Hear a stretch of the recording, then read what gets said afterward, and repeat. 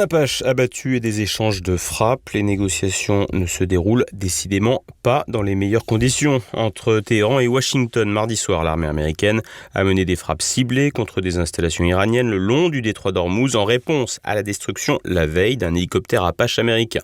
Le président des États-Unis, dans son incontinence communicationnelle, avait annoncé ces frappes sur son propre réseau social True Social.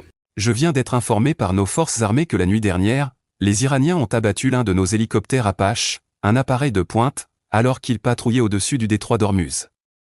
Les 2 pilotes à bord sont sains et saufs. Néanmoins, les États-Unis se doivent de riposter à cette attaque. C'est donc un brusque regain de tension qui a eu cours cette nuit entre l'Iran et les États-Unis, illustrant la fragilité d'une région déjà embrasée. Selon le CENTCOM, ces opérations proportionnées visaient des sites de défense aérienne, des postes de contrôle et des radars de surveillance près de Jask, Sirik et de l'île de Keshm.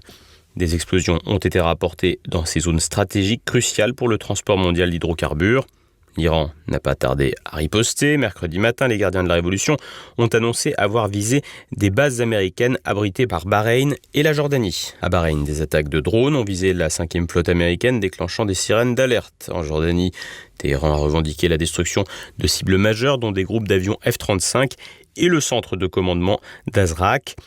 L'armée jordanienne a confirmé avoir intercepté et abattu 5 missiles iraniens sans déplorer de victimes ni de dégâts officiellement. Au Koweït, les forces armées ont signalé des cibles aériennes hostiles au-dessus de leur territoire.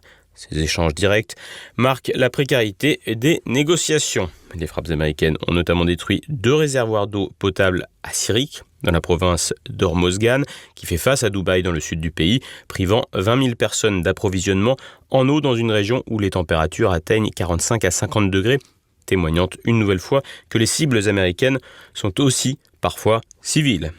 Du côté iranien, le ministre des Affaires étrangères, Abbas Araghchi, a minimisé la responsabilité de l'Iran dans l'incident de l'hélicoptère, tout en rappelant aux Américains qu'ils ne s'exposeraient pas s'ils restaient chez eux. Par ailleurs, Téhéran accuse les pays du Golfe de porter une responsabilité légale et morale en permettant l'utilisation de leur territoire par les forces américaines. Sur le plan diplomatique, la situation paraît bloquée. Malgré les déclarations répétées de Donald Trump ces dernières semaines sur un très bon accord imminent avec Téhéran, les pourparlers semblent avoir échoué à prévenir cette nouvelle spirale de violence. Après s'être montré très optimiste, Trump a finalement changé une nouvelle fois son fusil d'épaule et a joué de la menace sur son réseau social. L'armée iranienne est dans un état catastrophique. Une grande partie, comme sa marine et son armée de l'air, n'existe même plus, elle a été complètement vaincue. L'Iran ne fait que parler, sans agir. Le tyran du Moyen-Orient est mort. Ils ont trop tardé à négocier un accord qui leur aurait été très avantageux, maintenant, ils vont devoir en payer le prix. Cette posture changeante et hésitante souligne les limites de cette stratégie. Le détroit d'Ormuz reste bloqué et le coût humain et économique du conflit ne cesse de s'alourdir. Le président américain a également affirmé que les forces américaines sont capables de débloquer la situation. Si nous bombardons, ce que nous pouvons faire très facilement si nous le voulons, et que nous passons encore 2 ou 3 semaines à bombarder, il ne leur restera absolument plus rien. Mais le détroit restera fermé pendant des mois. Le détroit restera fermé quoi qu'il en soit, une petite phrase qui n'est pas sans conséquence pour l'économie mondiale et qui relance par ailleurs les suspicions de délit d'initié, qui sont désormais récurrentes avec Donald Trump qui fait grimper et chuter les cours du pétrole au gré de ses déclarations contradictoires.